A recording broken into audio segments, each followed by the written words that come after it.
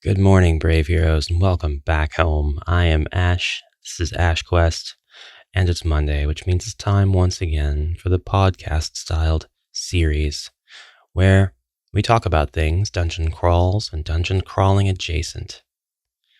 Today, this is going to be a graphically minimal episode, best enjoyed commuting to or from work or school, building Magic the Gathering Commander decks. I need to get back into building my white and black combination deck. I have an angel deck that I've been trying to put together or get around to putting together for the better part of a year now. Obviously, I have a goblin deck for red. I scored a ton of Magic the Gathering cards a few years back. Well, I should say several years back now. Time's passing a bit faster than I would like it to.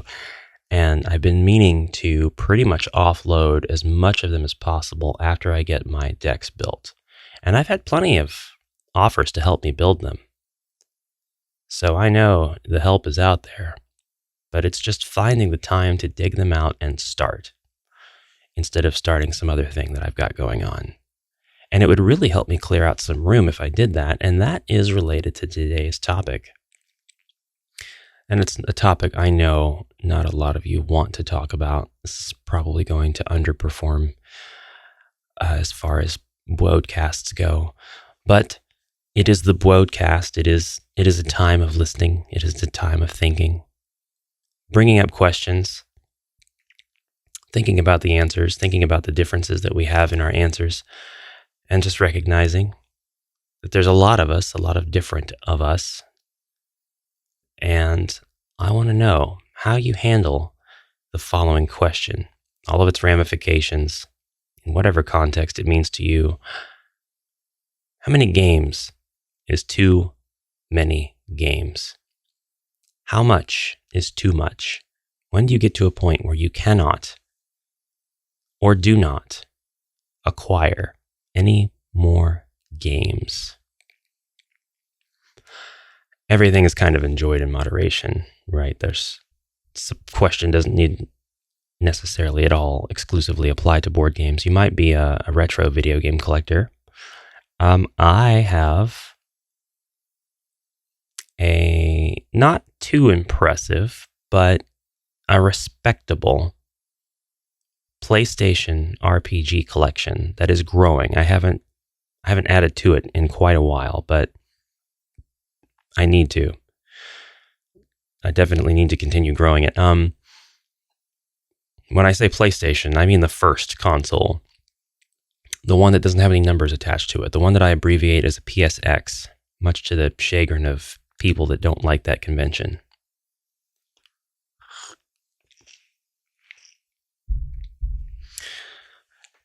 Before I get into my answer to this question, I'm having great value instant coffee today, which is pretty acidic. But I've got some syrups that I put in it. They're sugar-free syrups. I put in a blueberry, not even a full pump, like just until any amount comes out and then stop, because the blueberry is very, very overpowering. It's very strong. And then a full pump of I think it's chocolate espresso. This makes for a really interesting, fancy tasting coffee, even if it is great value. It tastes like I got it from somewhere at the mall. I say the mall like I've been to a mall in the last 3 years. I don't think I've been to a mall in about 3 years. So excess. I'm not really necessarily pinning the answer to this question on any one reason. You might need to stop acquiring games because you literally have a lack of room to put them. You might have to stop because it's a money issue. And no shame or judgment for me at all on that. I totally understand. These things they play on our fear of missing out a little bit, and they definitely play on our nostalgia a little bit. And supply and demand can really be killer. They're definitely things that we want, but they're not basically necessary for our survival. unless you just have a very firm perspective on needing to have fun things for your survival. In which case, and I do kind of get it. I do get it. You need to have something fun to look forward to. My wife is this way with books. Shar has books a million. Fantasy, so much fantasy, occult, horror, a lot of the genres in between this, and I don't disparage it one bit. My answer to this question, how much is too much, has been to just kind of deny that there's a too much. I've accumulated many games over the last just 3 years. I would say 99% of my games I've got. I can't say that. I don't have the math to back that up. I think I have. Let me just turn around and count. I'll just turn around and count how many boxes I can readily see. I've got all of the Dungeons and Dragons WizKids games, and I've got Ghosts of Saltmarsh, which is not standalone, but it can supplement any of the other 6 WizKids Dungeons and Dragons tile laying board games. Yeah, I'm just going to shorthand call them board games. There's no sense in differentiating them just because you lay down tiles. You lay down the tiles to create a board. There we go. There's the logic. I've got Gloomhaven. I've got a D&D starter, sort of like the Adventure Begins kit. Not the red box. I used to have the red box. Should have kept it just on principle. I've got Dungeon, an edition that was printed sometime in the 2000s. It wasn't really important to me what edition it was. I would probably downgrade to like a classier edition if I liked the art. This version of Dungeon has got art, and the previous ones don't really have art. They have like colored squares on the board, and they're really boring. So this is one of those rare cases where they took something that deserved to be more fantastical and took more care with its art direction, and it never did. So new one is better so far, unless you know of a specific version.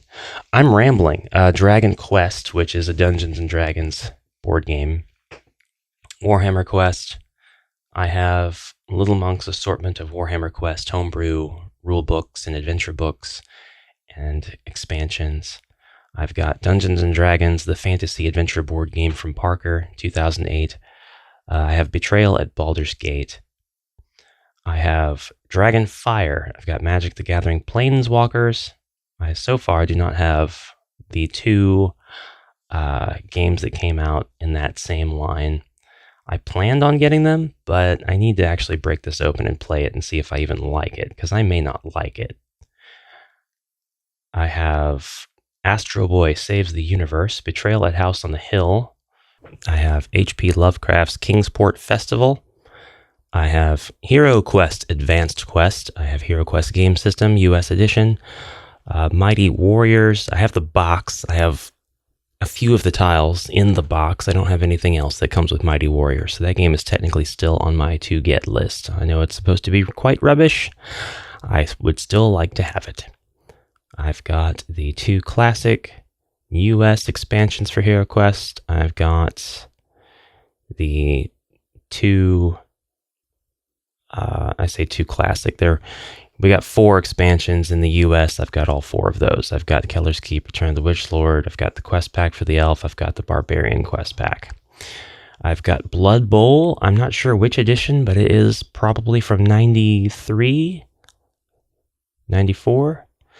95 or 96. It's just, it's the one that I decided was the most aesthetically congruent with the rest of my collection. And it's the only Blood Bowl I think I'm going to get. But if I play it and I really, really like it, I may consider getting the silly blister pack expansions and stuff. Advanced HeroQuest, I've got that. I've got Obviously, Contemporary HeroQuest. I've got all of the expansions released for Contemporary HeroQuest. I've got the Mythic tier on that. I've got the additional expansions that they re-released that were Mythic tier based. I've got Rise of the Dread Moon. I've got all of the hero collections that are available. If I go up a shelf, I'm in my classic stuff again. Well, I've got Dungeon Quest, the 2009 edition from Fantasy Flight Games. I've got the classic Dungeon Quest, which is one of the greatest games on my shelf. It is fantastic. I've got Heroes for Dungeon Quest, and I've got Dungeon Quest Catacombs. I cannot praise that one enough. Dungeon Quest is so cool. I've got Dragon Strike, which I highly enjoy. I know people have their it's no Hero Quest. It's not supposed to be. It's Dragon Strike.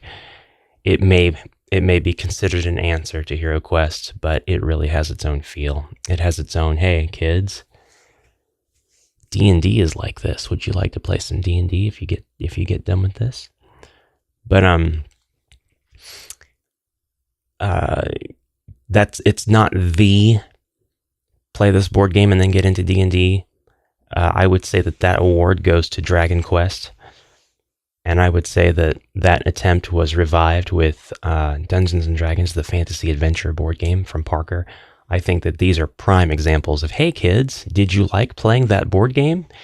You would love playing Dungeons & Dragons. I think Dragon Strike does just a fantastic job of holding its own as just a board game. It has all of the integral dungeon crawler rules that differentiate it from being a game, and they're scalable. They're not funneling you into playing the tabletop RPG. And the 4 different boards, the 2 double-sided boards, come on, the production value for this thing was so good. The VHS tape, come on. It's a tragedy that this game stayed in a warehouse. It's just a tragedy. It's a tragedy. It deserved better. It deserved expansions. Man, Dragon Strike expansions. Can you even imagine? Battle Masters, the epic game of fantasy battles, in which you can take the hexagonal gridded sheet and lay it down, and you could use it as a blanket. You can use it as a picnic mat. The thing's massive. Legend of Zagor, which, again, still surprised about how that video popped off on the channel. These 2 games I could use better boxes for. Legend of Zagor could use a slightly better box, although it was pretty well taken care of. Battle Masters, I need an entirely new box. Advanced Hero Quest, I need an entirely new box. The 2 boxes are in bad shape there, those 2. I have Talisman, the Magical Quest game. This is the 3rd edition. I've kind of wanted to get the 1st or 2nd editions. I don't know. At this point, it might be prudent to do that because I seem to be kind of a completionist with Talisman. I have every single expansion to the 4th edition except for the latest one, which I can't remember what it's called, but it happens to be like unreasonably pricey. And I think it's just like treasure cards or something, but I still want it. But I've got the Cataclysm, the City, the Woodland, the Dragon, the Dungeon, all of 4th edition Talisman. I've got it all, and I'm not sure when I'm going to pull it out and play it. Probably after I get really, really accustomed to the video game version, because I've played the video game version, and I have to say, the game is slow. It's kind of boring. I might just have to play the classic one and hope that the aesthetic really keeps me motivated. I'm not totally sure. Not totally sure about 4th edition Talisman. That's okay, because I mean, I don't know what it says about me and my character, but like, it's hard for me to play Fantasy Flight Dungeon Quest. There's just something about it that's I'm not sure how to describe it. It's in the aesthetic, because mechanically it's not any different from Dungeon Quest Classic, or Dungeon Quest with Catacombs, rather. That's essentially what it is. It's just something about it. There's an aura that comes off this inanimate object that I don't know. It sucks the interest out of me. But I can play Dungeon Quest all day. I played 6 solitaire games of it one day while my wife was busy doing stuff in Elder Scrolls. And I took pictures of my quests and I uploaded them to my Twitter so people could kind of see the glorious different ways in which I was being brutally destroyed. But that was a ton of fun. I've got nothing but fond memories of that. New Dungeon Quest, I just am not excited about it. Now, yes, I know that Drakborken is getting a re-release, so I'm looking forward to how that looks, because I tell you, I would probably get a copy. And if they don't make an English translation, I'll probably just get Drakborken to put on my shelf, because I think I would really enjoy that. And that is Dungeon Quest in its native format. Alright, so we've talked about Talisman. The top shelf of one of my game shelves has Descent, Journeys in the Dark. I do not think I can get Descent, what is it?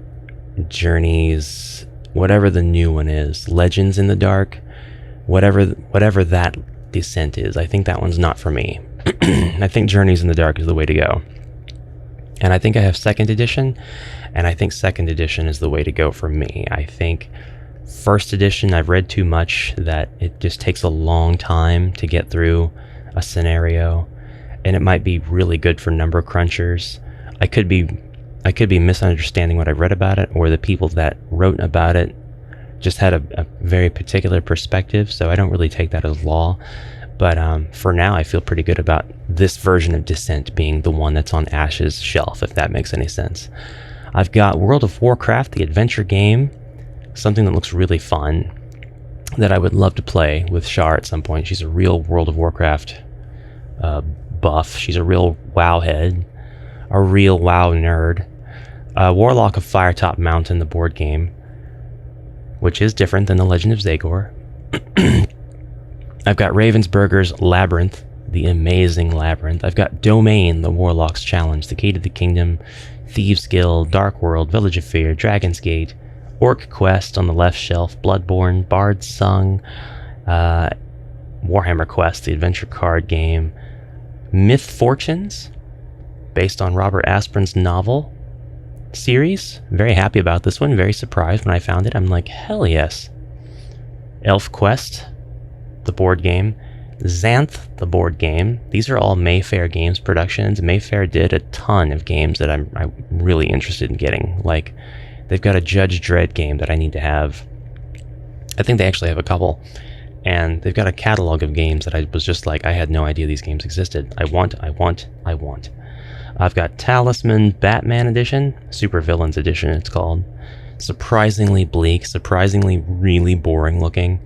The miniatures are great, they're top notch, but the tiles and the cards and just the overall aesthetic is like, man, didn't you guys know that there were more than 3 colors that existed? Everything's black, gray, and yellow. Ugh. Man, Batman's one of my favorite properties, and they really didn't do it justice. Except for the minis. The minis are fantastic. I've got 2 X-Men games, Alert and Under Siege, and they almost might as well be the same game, but they're not quite the same game. I've got Carcassonne, the big box. I've got Dwarf Romantic. I've got Relic. Relic is a Warhammer 40k version of Talisman, and there are a couple of other features that are dropped in. And overall, it looks like it's going to be an extremely fun version. And Relic even has expansions that will give me corner tiles for the boards and ramp up the entire experience to be more like Talisman with expansions. So, all in all, I'm pretty excited to play that one. This really turned into me just looking at my shelf and name-dropping cool stuff. Where in the World is Carmen Sandiego? That's another one I picked up from Goodwill. I had to. Man, I watched the cartoon when I was a kid, but when I was a littler kid, much littler, I watched the game show on TV, and that was a part of my 90s childhood. I had to have it. I had to have this game. Now, I was going to count, and so I can count the boxes that have any sort of real estate significance here. And I'm coming up with 5, 6, 7, 8, maybe 9, 10, 11, 12, 13, 14, 15, 16, 17, 18, 19, 20, 1, 2, 3, 4, 5, 6, 7, 8, 9, 30, 1, 2, 3, 4, 5, 6, 7, 8, 9, 10, 11, 12, 13. Whoa. Lost count. Okay. I think I've got about 80 boxes in here. If I don't count my FT series Warhammer Army boxes, if I don't start counting third-party stuff like the Loki stuff, which I should count it, but I'm not really sure how to categorize it all yet. If I don't count just the card decks and the game books that I've amassed, I've got about 80 boxes of various sizes. And I'll tell you, how much is too much depends on how much wasted space I have and how much of that I can reclaim. And the answer for a lot of us, as far as that goes, is going to be building our own shelves. Now I have some shelves that are better than what I had these on. They're plastic shelves I got from Walmart, and they cost about 60 or 70 bucks a piece. They're really hard plastic. They're black. Their corner posts are all circular. They come in these really compact, sort of shrink-wrapped packages. The whole thing does. It's really lightweight. It's easy to move around. Then you just break it out of the packaging and put it together. And you just twist these plastic bars into the holes in the corners of the shelf parts. But all in all, the bars kind of prohibit how you can position your games. And the shelves, I mean, they're probably 24 by 36, something like that. And they kind of lean a little bit away from the wall, which they are meant to be mounted to the wall. There's hardware, there's instructions to make sure that they stay up against the wall. But I knew that this wasn't going to be a permanent solution, so I didn't mount them. And I tested everything before I committed to leaving them alone with their full loads. But as far as wasted space goes, the shelves themselves are like 2 inches tall, and it's a molded plastic. And I mean, there's the structural integrity is there. That's why they're 2 inches. It's not like it's full. It's not filled plastic. It's a very up and down patterned plastic. I think that these shelves were meant to hold like tools or laundry room, utility room supplies, things like that. But if I replace all of this with wood and I use pine, and even if I go with like a combination of pine that's like a 1x12 and a 1x6, something like that, which those are the common sizes, and like the actual sizes are 11 inches and a quarter or something, and I don't know, 5 1/4, whatever that ends up being. I want to make a shelf that's 15 inches deep, and I want it to be almost as tall as the ceiling in this room. And that will be about the same weight, I would say, as one of these, except I'm not going to have it full of shelves. I'm going to actually have one shelf about 4 inches from the bottom, and then I'm going to stack both of my heroquest boxes, one on top of the other, and that's going to be one compartment. I'm going to put a shelf just a ½ inch above that so that I can always easily get to them, pull them out, put them back in, no worries. But on that second shelf, I'm going to put 3 or 4 of my Dungeons & Dragons boxes from WizKids, another shelf, and then another 3 or 4 Dungeons & Dragons, and then a shelf, and then all of my 4th edition talisman should take up the rest of the room up to the ceiling. All the 4th edition talisman expansions, plus the Batman and Relic boxes. So this shelf would be exactly sized to handle the exact width of these board games. They all have like a common width. I think heroquest is like, it might be a little bit thicker going one way or the another. The main difference is going to be height, but almost all of these games have the exact same standard size. they're square shaped. So this is going to be the first shelf that I build out of, I think, 3 or 4. And it'll roughly take it'll take more than half the contents off of one of my black shelves. I can't build it yet, though, because right next to it, I'm going to build a shelf that will take the longer format board games.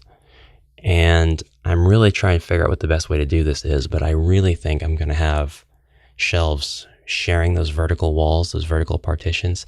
So if I just build this shelf standalone, I can kind of put it wherever I want. And that might be a pro. That might actually convince me to go ahead and build it standalone. But I could save 3/4 of an inch width-wise by just immediately starting to install shelves on the opposite side of that. So if I put that in the corner, the leftmost corner, and start building shelves out to the right of it, instead of doing separate shelving units, I could do one wide and tall. I think in the interest of mobility, though, I'll probably do separate shelves after all. I'll just go ahead and eat that 3/4 of an inch of space, because right now I'm eating a lot more. There's about 6 inches, good 6 inches, just between the two shelves. Even though they're butted right up against each other now, these plastic shelving units, the fact that they have these silly posts in the side, making it impossible to put board games all the way out to the edge unless they're smaller than the post. And if you're filling they're smaller than the distance between the front and rear posts, that is. And if you're filling the entire shelf with games, then you're just making some games inaccessible. Well, the wooden shelves are going to take care of that problem. They're going to take care of both of those problems. So I need to design by the 1/4 inch the next shelf and exactly what games are going to go on it. And I think it'll be all the long form games, the wide ones, the HeroQuests, the Battle Masters, the Legends of Zagor.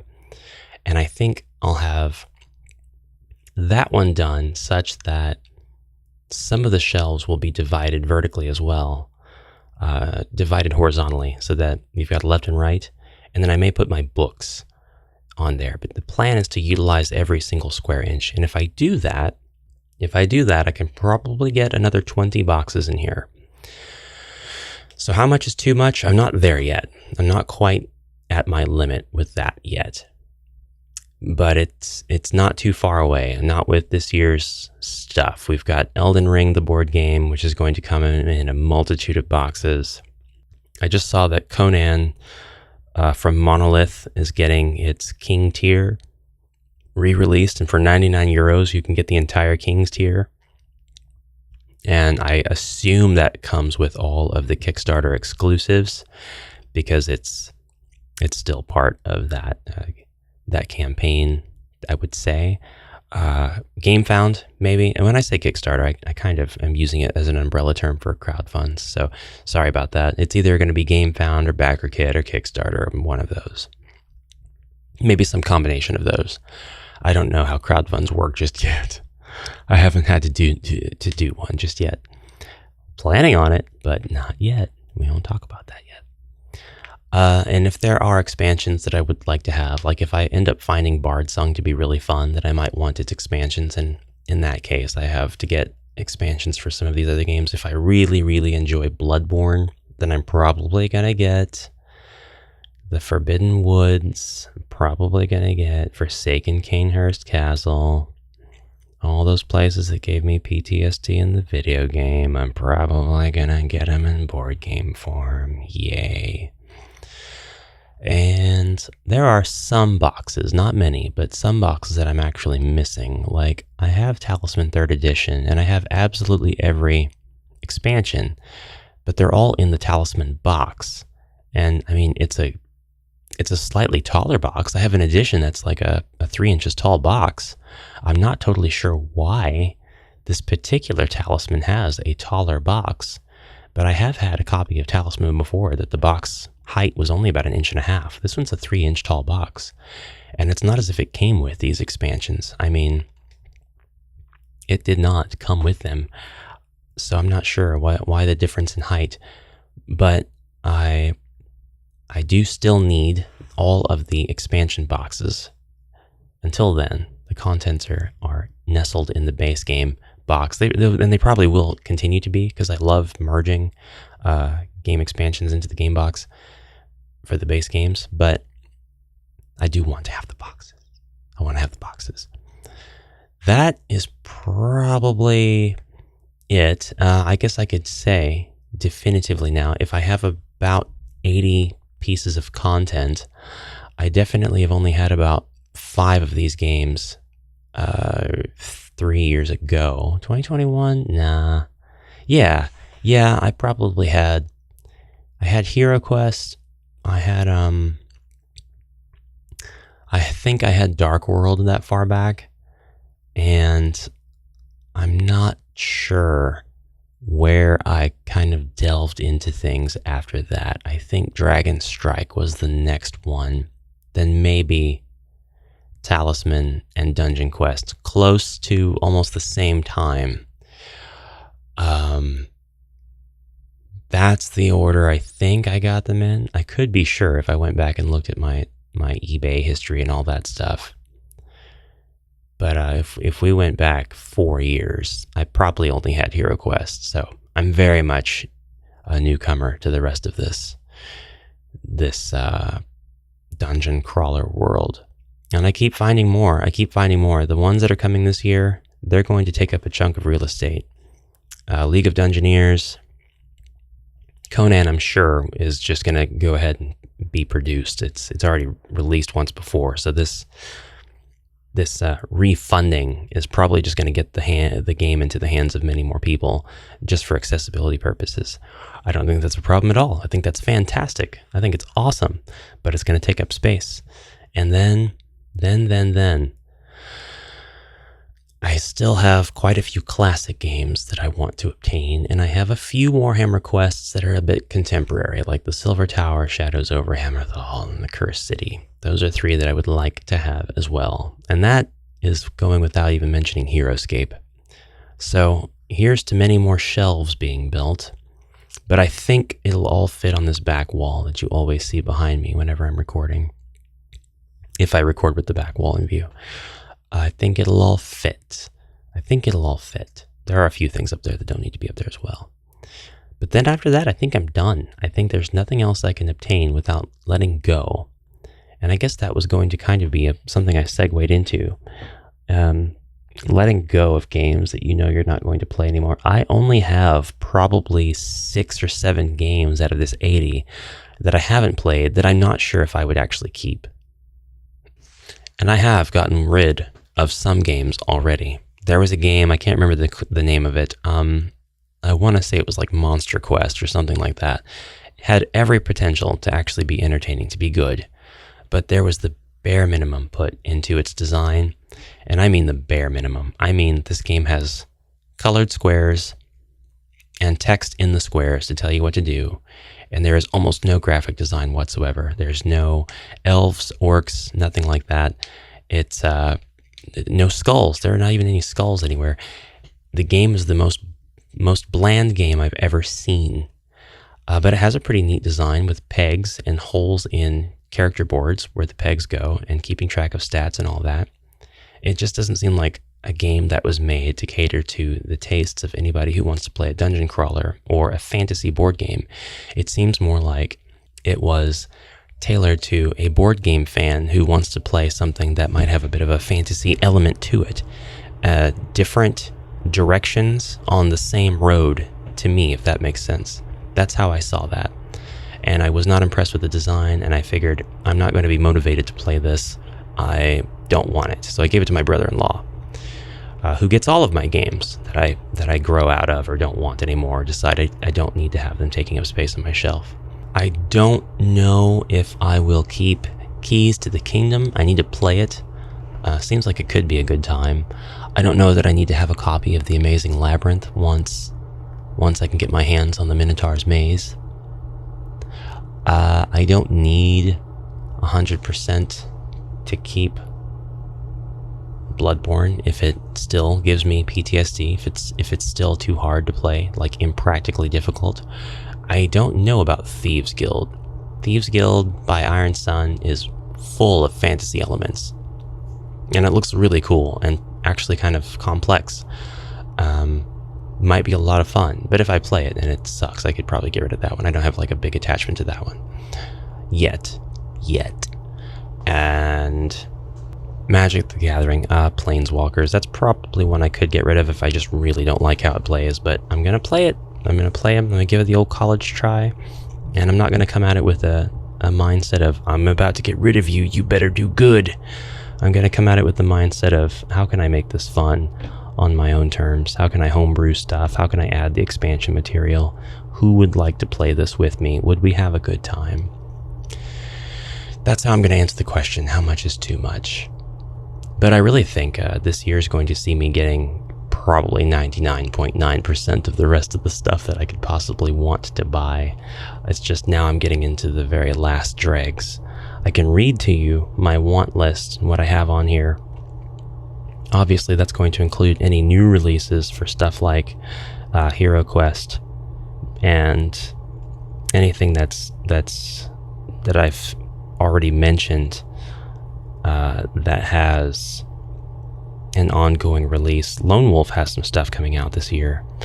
Warhammer Quest, I have to get the expansions at some point. There are 2 campaign type expansions, and there are a number of character expansions left for me to get, so I still need to get all of those.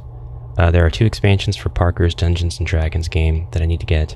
I would like to get into HeroScape. I still need the HeroQuest Japanese edition, at least the manuals, and the Adventure Design Kit. I would like to get Space Crusade. I know that it has an expansion. I'm not totally sure if I'll ever be able to get the motivation to get it, but if I can, then I will. Tough to get Space Crusade in one piece, It's tough to get that one in good condition.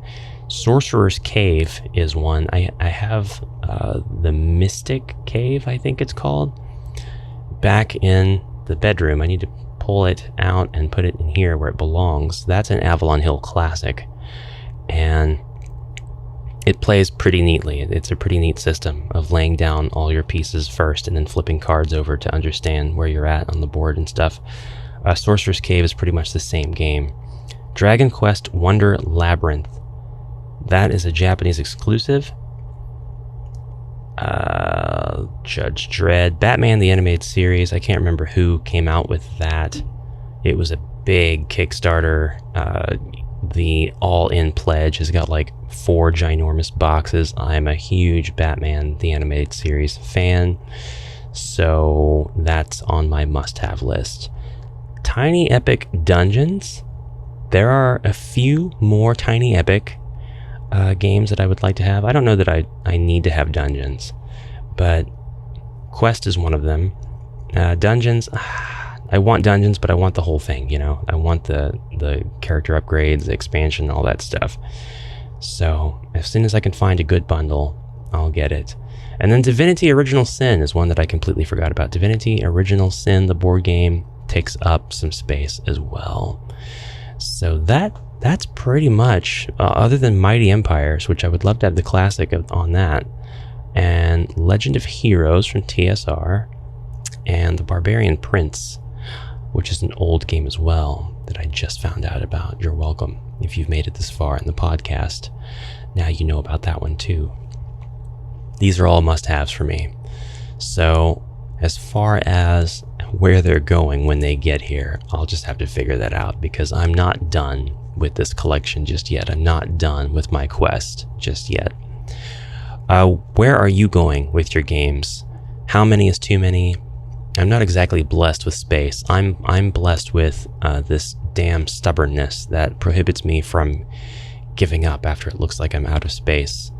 And I also did just get rid of a lot of stuff, tools, clothes, things like that, so that I could free up a lot of room back here.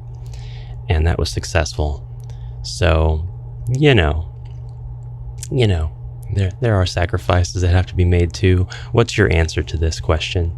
How many games is enough? How many games is too much? When do you start going backwards, getting rid of them? Do you invest in storage units? Do you start utilizing in-laws, spare bedrooms? Do you just pay for the construction and have rooms added onto your house? Do you get more closets? Do you rent units and take your games out to the units? Or do you rent units and take your other stuff out to the units so you can keep your games near you? I want to know. Tell me your thoughts in the comments below, and I'll see you guys in the next episode. Thanks so much for listening in. Have a great rest of your day, whatever you're doing. Roll skulls. Whether you're at work, sneaking in a podcast, listen. This one was extra long, I feel. Maybe not, after I cut out this dead silence. And again, as always, I'll see you in the next episode. Till then, brave heroes, onward for now. I think that about wraps it up for this podcast. I've been rambling long enough. It's time for you to get back to what you were doing, and I hope that you have a great time doing it. I hope you roll all skulls in your endeavors today, and any obstacles that you come across, roll skulls against them, roll shields when they fight back. And brave heroes, as always, thank you very much for listening. I will see you in the next episode. Until then, comment anything you like down below. Let me know what you're doing with all of your games, and I'll see you next time. Bye for now.